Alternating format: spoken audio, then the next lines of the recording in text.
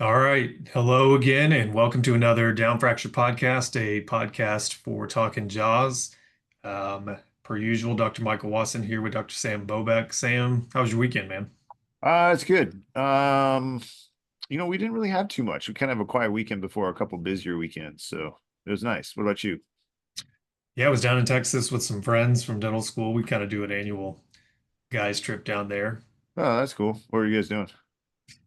I'm really not going to say. All right, got Yeah, it. I You were don't, bonding. I don't want to incriminate myself or others. Nice. Well, I'm glad you joined us after that weekend. Yeah, It's good to barely. see you. All right. Well, we did get some emails and actually some YouTube comments from last week that we are going to use for input. And I guess it was some topic suggestions that we're going to try to fit in here in the near future. So feel free to visit us on YouTube, Instagram, um, all these fun things. You can see video and images when we actually use them. Also, feel free to email us at downfracturepodcast@gmail.com. We do get pretty consistent feedback there, and we try to incorporate it or do the best we can to help beyond what we do on the podcast to people who reach out, but there are some limits to that. So don't think us rude if we just don't have time to answer in detail every single email, but know that we still love you. Um, Today, what do you want to talk about, Sam? We talked about face shape and occlusal plane. Yeah, I'd like this topic. I think we were talking about different things prior to hitting the record button, and this topic's something that is more nuanced in surgical planning, and I think it's a good segue into the idea of using segmental maxillary and segmental mandibular surgery for things like face shape or airway change. Um, and so consideration of the occlusal plane from the front is something that I don't think I was really taught. And if I was taught, I don't know if I really learned it in residency or fellowship. What about you? Similar, we were, like you said, we were talking a little bit before we came on the air, and it's to me, I don't think I considered as much as you. We'll get into that a little bit more, but I definitely do not recall this being part of my training. And I don't know, maybe I'm just not remembering, but when you pick up most of your kind of generic OMFS text, I don't know that there's much time spent on it in the text either. Do you? Am I just missing something? Um, I nothing's jumping to mind. I think generally when we're talking about the occlusal plane, um, and face shape, I think symmetry is typically what people think of. But I guess what we're talking about has more to do with the pitch. So counterclockwise and clockwise rotation. Um, so counterclockwise and clockwise rotation are typically profile planing. And I took that into consideration for things like incisor proclination, smile aesthetics, um, minimizing negative face change in MMAs, maximizing chin advancement, those sort of things. But for whatever reason, the shape of the face was something that it took me some years in practice until I started appreciating that aspect of it. And so, I don't know, I thought it was worth a discussion at least on our podcast here about it. So, maybe it has something to do with our training, or it could also have to do with maybe modern training appreciates this more because two-dimensional Ceph tracing and model surgery, you couldn't really even fully appreciate how that would change things like face shape, right? You certainly wouldn't see it. You wouldn't see it on your models. You wouldn't see it on your Ceph. Yeah, you just see it after surgery. Yeah, And you would so, see it in real time, but yeah, you couldn't really even account for that because it wasn't part of your treatment planning in general. So, um, yeah, so I think clockwise and counterclockwise rotation as a component of aesthetic goals is good, right? can't be What bad. what do you use it for generally when you're considering pitch in the occlusal plane? Yeah, I mean, I think I don't look at this as much as you do. I think mostly when I'm looking at that, it's for the AP dimension.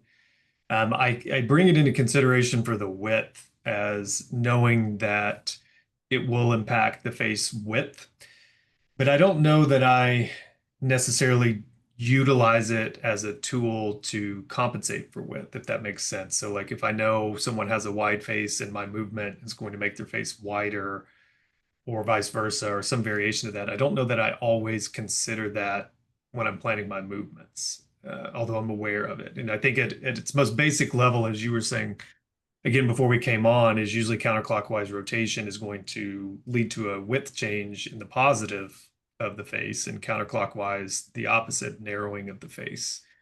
So that's, I mean, that might be the extent of what I utilize it for. If I'm doing one of those two movements and I'm either widening or narrowing the face, I might consider it in how much or the magnitude of my width change that I'm doing with my segmental osteotomies. But I think I'd be lying if I said I routinely consider that when I'm like making my planned movements. What about you? Sure. Yeah, no, I mean, here I have a 3D plan pulled up if that's useful more than the awesome title screen PowerPoint that you had there. Is this, you see a 3D plan? I'm seeing it. Yep. Yeah. And I mean, when it comes to 3D planning, anyone uses, whatever software. This just happens to be Dolphin. And this is an MMA situation. And so I think a lot of times I thought counterclockwise rotation, MMA, that's just how you did it, right? Like if you did a straight advancement of the bones, that would result in a potentially negative aesthetic change, right? So when it came to movement of things, there was a time, and this was probably before your time, that you would just plan a centimeter movement, right? Like MMA, we're just going to move a centimeter forward. Um, but obviously the face would be out of balance there. And this isn't everyone, but generally it's most people are like this. And so the idea of doing a pitch change for counterclockwise rotation helps minimize the step in the upper jaw and maximize the chin moving forward, right? And so I'm like, yeah, that makes a lot of sense. People don't want to look worse. They want to, people who come in for breathing better want to breathe better and look like themselves. It's always a balance between aesthetics and kind of the form of things. But the reality is that it changes more than the profile, right? So as you do more counterclockwise rotation, what it does from the front is it broadens the face. And this isn't obvious until you adjust for the proximal segments. Proximal segments, obviously, they're going to have to be adjusted somewhat when things are moving forward. But when you go from the initial position to afterwards, counterclockwise rotation is going to broaden the face, right? So that's definitely the case. This one that we have up, if we look at it, this is a centimeter movement, a few degrees of counterclockwise. Orange is the beginning, the blue and the yellow is after. And the face is wider.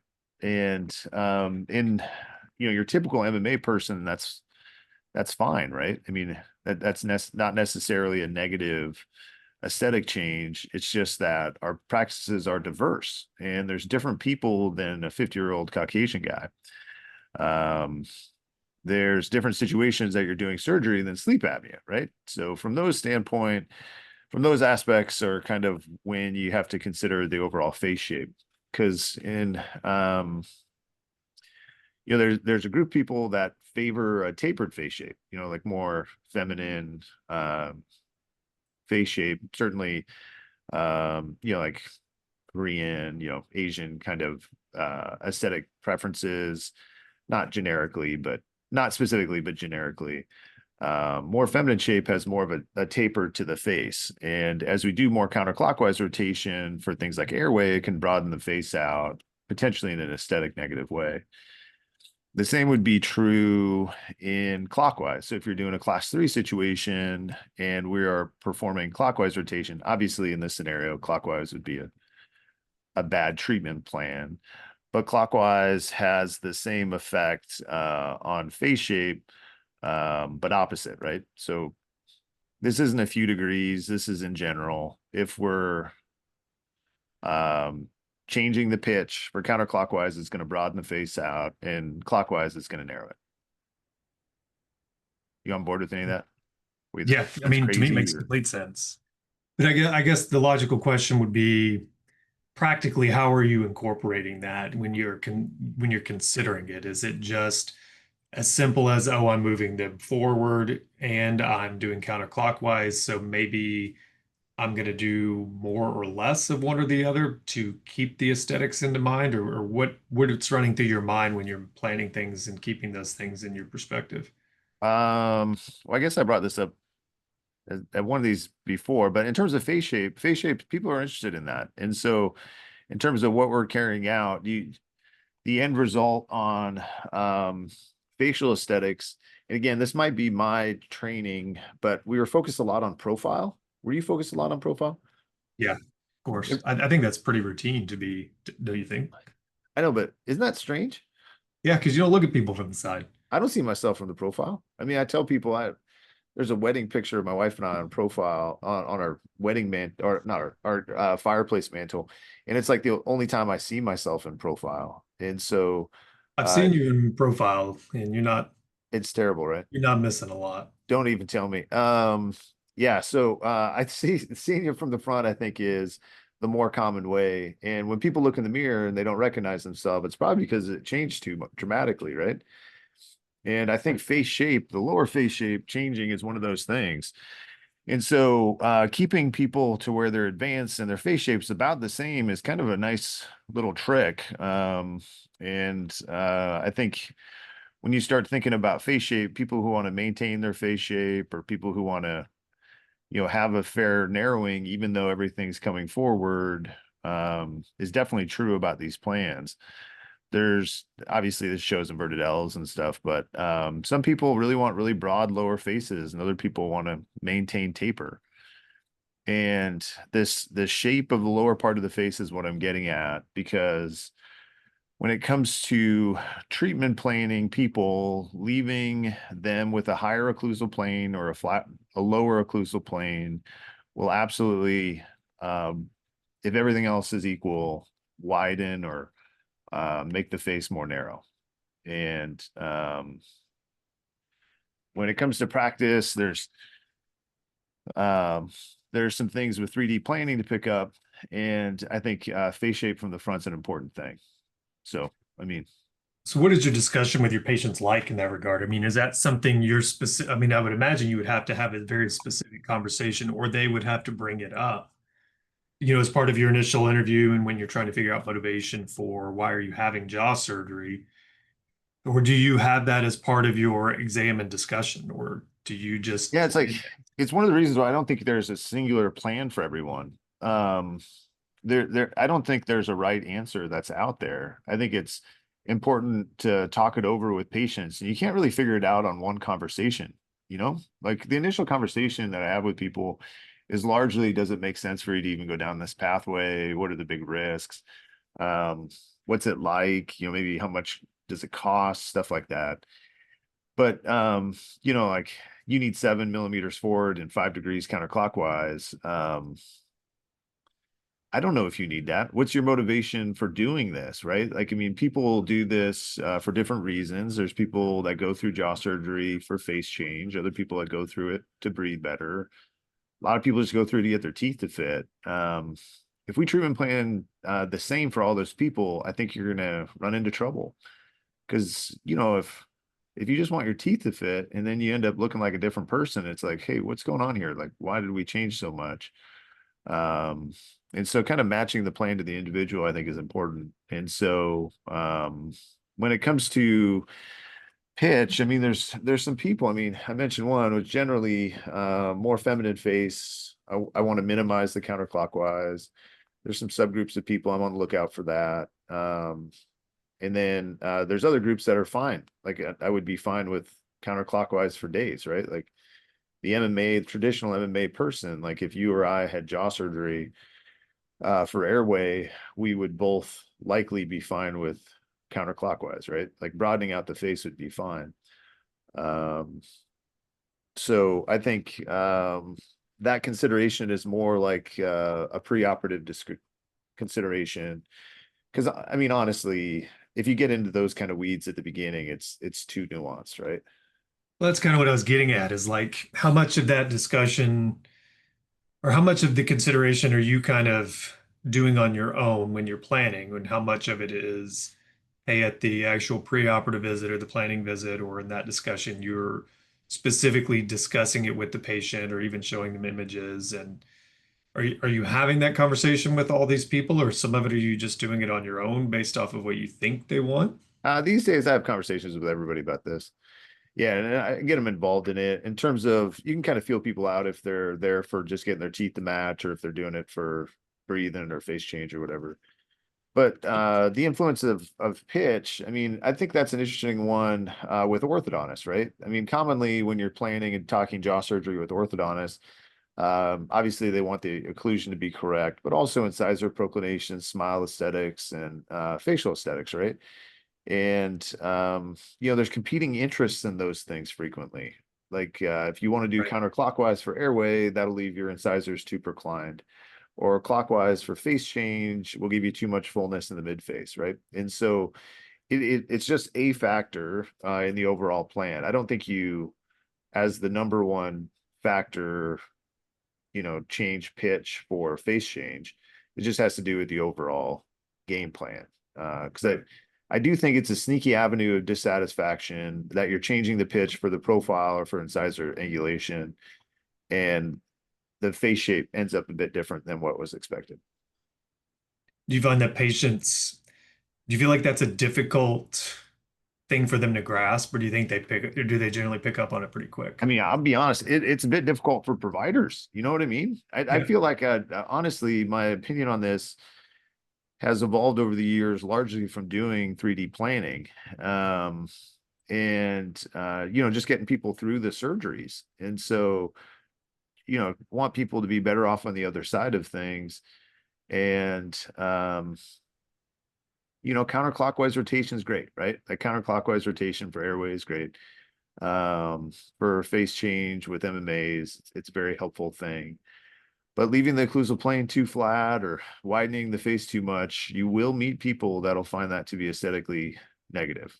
Um, Same if you clockwise a class 3 too much. And face shape and proportion is an aspect. From explaining it to patients, I think it's better to explain it to other providers. So that's why I think our podcast is good for us talking about it. Yeah, I mean, I guess part of me would have the concern of one, we're already giving them so much information. Here's one more thing. Will they grasp it? Part of me also would say, well, now I'm drawing the patient's focus onto another thing for them to either be happy or dissatisfied about. Like if I bring it up and we're discussing it, now maybe they weren't even really thinking about it, considering it. And then maybe it all goes to plan, everything goes as you planned it and discussed, but then they're still not happy because they're actually looking at it in more detail. Have you had that happen, or is that? Well, because I mean, part of it has to do with how the discussion goes, correct? Like, I mean, generally it's I tell people in terms of the purpose of the game of the surgery, you're here to get your teeth to match. But to get your teeth to match, this is what's going to happen with, let's say, a mandibular advancement, or let's say we switch it to two jaw surgery. If we're doing two jaw surgery because we think their x-ray needs to be different than the x-ray that exists, I don't know if that's the best indication for two jaw surgery. I think it has to do with kind of the overall picture of what's going on, the risks to carry out the surgery, the things that you understand in terms of the final result. And things like pitch change and face shape are one of those that um, I think it's good for the provider to understand, but maybe not necessarily a nuanced detail to talk about. Because, if I talk to people, like say counterclockwise, just so you know, your face is going to broaden out a little bit here. Is that okay? And they're like, well, what do you mean? And I show them examples of kind of how that goes. And yeah, I don't mean to make it a gender thing because it isn't. Because there's guys that want tapered face and there's girls that want a broader face. it seems more preference. And so just kind of talking about things like a little bit broader jawline and the shape of the lower face, I think is an important thing in the overall plan. Okay. Because you can fudge, right? What's that? You can fudge. You can fudge it a few degrees either way. Sure. Yeah. So you kind of gave a little bit of info about how you kind of started thinking about this more and how we didn't get in training, but was there something that brought your attention to this throughout your career path? Like, was it people complaining about negative changes or the opposite, saying, "Hey, I really like how my face is now wider or more narrow"? Was there an event or events or cases that made you start thinking about this more in your overall planning? I don't know if there's any singular event. I would say overall it has to do with the consideration of transverse arches, because the surgical management of transverse arches is widening the maxilla, widening the mandible, or narrowing the maxilla, narrowing the mandible. And those had influences in the overall face change. Definitely putting patients through things, you'll get feedback in the positive and negative, right? Like there's no way that you wouldn't have that. And listening to things and figuring out ways to improve are always good. And so, from my aspect, the consideration of the pitch in terms of face change is more from experience than it is from the hypothetical, you know. Got it. But there's only so much you can do sometimes, right? So, in terms of it, I think getting everyone on the same page of how things go. But when it comes to pitch, it should be more the sorry, occlusal plane.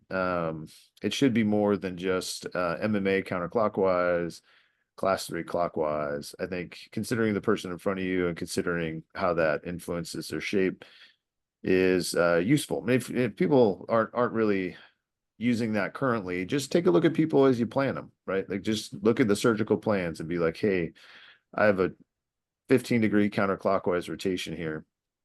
How is that changing from the front? And I think that's useful stuff. So Okay. I'm trying to convince you to maybe do a little bit of it. Am I making I mean, headway, I you probably think, will or no? consider it a little bit more. I mean, I guess I'm trying to think of the best way to ask this question, and there probably isn't a good answer, and it's probably a terrible question, but like, I guess your discussion with the patient would probably guide a lot of this. But I mean, in certain aspects, you have to, as you said before, you have to consider it as part of the plan in totality. And if, like, you're doing it for airway, you may want to err on the side of more counterclockwise rotation, and then you just have to accept some width change. But do you have like for lack of a better way of saying it, a hierarchy of like what you would sacrifice instead of another? And is it dependent? So, like an airway, for instance, you would probably say, okay, we're doing this for a significant, severe OSA, significantly narrowed airway. I'm going to err on the side of more counterclockwise rotation, more advancement instead of taking face shape. But like otherwise, do you have like where does that rank or stand in your hierarchy, or do you just kind of look at it in totality, I guess? Um, where does face shape sit in my? I mean, With arguably, regard face with shape's as the important with, as chin position. I think chin width, chin shape is almost more of a discussion than profile chin position. Um, so I would put those on par with each other. The reality of this, and I would assume most people understand, is as you advance, it changes the relationship of the two bones to each other. And the same with retraction. So if you keep everything else forward, if you move things a centimeter forward, it'll make them more class two, and the opposite if you're moving it backwards, right? And so how much pitch change has to do with how much you're advancing. It would have to do with things like vertical change, right? The shorter face tends to accentuate the broadening aspect of it, whereas longer face tends to narrow it a little, the face shape a little bit more. And so I don't know, it's like those tuning knobs on like on a music, like the music audiophile people where they can adjust all the different settings.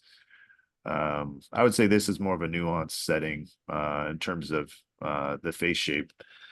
But it is,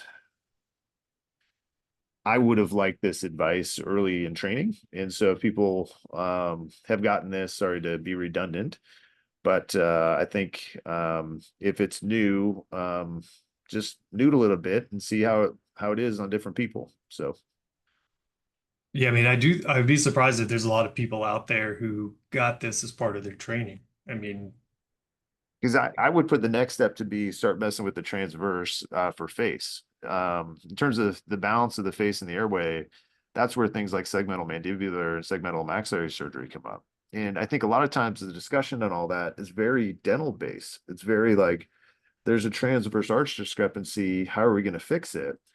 Oh, you can just widen the maxilla. It's like, well, I mean, you can narrow a mandible. Does that make sense in the overall picture, though, right? So if you're narrowing a mandible, and you're talking about it from airway, maybe it's making the airway worse. If you're narrowing a mandible and you're doing counterclockwise rotation and you maintain face shape, maybe that's a good game plan. You know what I mean? right. Mhm. um so it's a I think from the consideration of face shape and pitch comes the idea of starting to segmentalize things for different reasons, and that might be stirring up a pot of over complicating things. I think a lot of people are going to think in those terms, as you said. I think people are going to say if the teeth fit, then leave, like, what are you doing? Why are you messing with interdental osteotomies? Because now, you may help face shape, you may help airway, but now maybe the teeth aren't fitting. And you hope it's just within the realm of your plan in orthodontics post-surgically. But Yeah, and I don't mean to get down the path of over treatment planning. It's just that yes, you do. um looking at a profile and talking about counterclockwise rotation is incomplete. So um and there's obviously things you can do like make your Delpont cut longer or shorter, but that isn't necessarily obvious until you start appreciating that the face shape's going to change as you change the occlusal plane. So I think the things that come out of that are just kind of the natural next progressions in treatment planning. So, So maybe can you elaborate on that a little bit about the positioning of your Delpont when you're taking this into consideration? Do you change that? oh yeah, we've talked about that one. Or I don't know. Well, yeah, why don't I you, why can't don't you remember walk us these through things, it? but I mean it's pretty straightforward concept, which is just making the Delpont longer, like moving it more forward. That keeps the wider part of the mandible behind, assuming that you can manage the interferences, right? So interference of the distal segment to the proximal segment, with advancement of the distal segment, is going to tip out the proximal segment. Um, but where you put your Delpont influences what bone is moving forward, right? So if you it tends to be like in the picture that you have in front of you, the Delponts were behind the like the convexity of the mandible, like the most broad part. Mhm. And so by making the Delpont behind that area, you're bringing that broader part of the mandible forward, right? And if there's certain shaped mandibles, like a U-shaped mandible, if you're cutting behind that prominence, you're going to get more widening, independent of the proximal and distal segment bumping into each other. Whereas if you cut it a bit longer, there'll be more bumping that occurs. But in theory, at least, if you can manage the interferences, you'll have less face widening. And you can do that asymmetrically, right?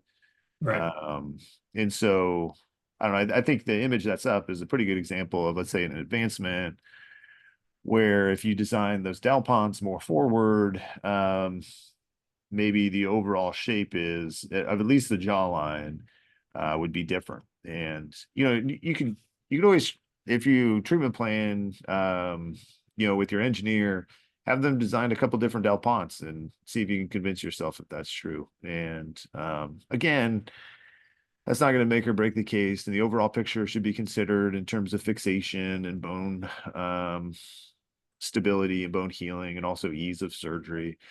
But in the nuanced treatment planning, changing pitch, face shape, and accounting for it in different ways, I think is good treatment planning. Got it.